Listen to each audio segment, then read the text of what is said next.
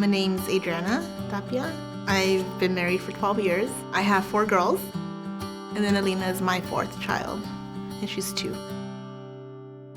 Alyna's early months, she wasn't moving and at all. She was actually stuck here with her legs up, and we didn't know what was going on. At 9 months, she was not able to lift her head. She was not able to stretch her arms or her legs. So then I went to the doctor's office. She says, I'm not sure what's going on, but we think she might have cerebral palsy. I told her, okay, so what medication do I need? Is it like an antibiotics? Is it gonna last like a week, or what's going on? I thought it was like a cough or a flu. And she goes, no, I think it's a little bit more in depth. But I'm gonna let the neurologist explain to you because he has a better understanding. I told one of my coworkers that that's what the doctor thought was happening with Alyna, and she said, I think you should Google it. She didn't want to tell me what it was. So I Googled it and I ran out of work. No way. Sure enough, we went to the neurologist, and that's what she had. She had cerebral palsy. I described it as a huge tsunami coming towards me.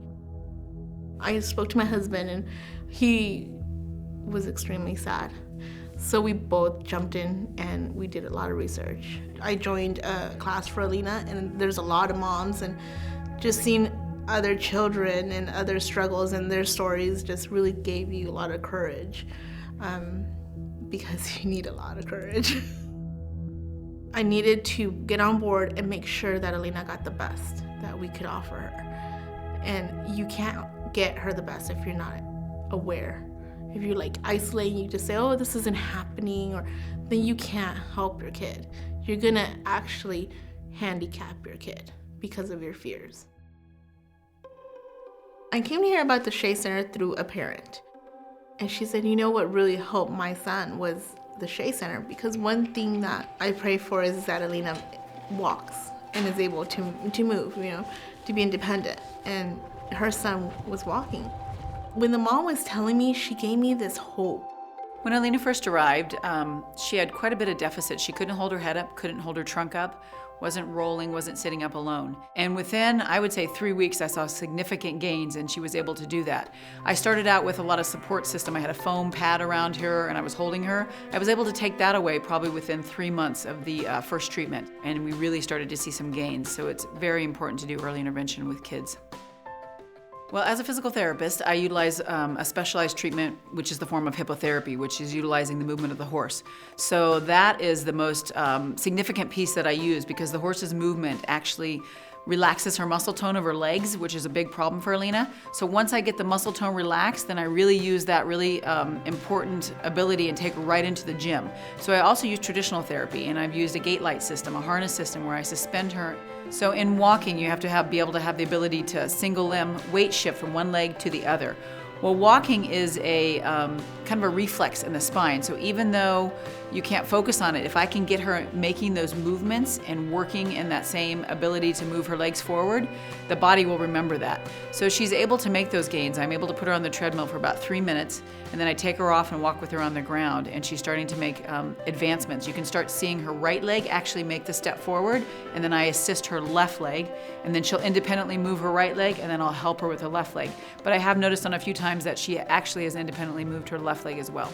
She started showing results. It was amazing to me, and that hope came back.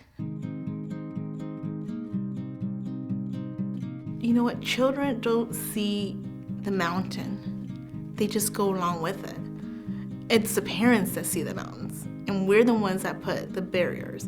My other children, they just go along with it. Like if Alyna's riding a horse. Alyna's riding a horse, that is so cool. They don't just ride her around the horse, they sing to her, and Alyna, tap your horse, and bye-bye, and so she's learning all that. She claps when Janelle says, Alyna, clap. She'll clap, and she'll say, okay, tell your horse to go, and she does it. She is sitting up straight, she's giving high fives.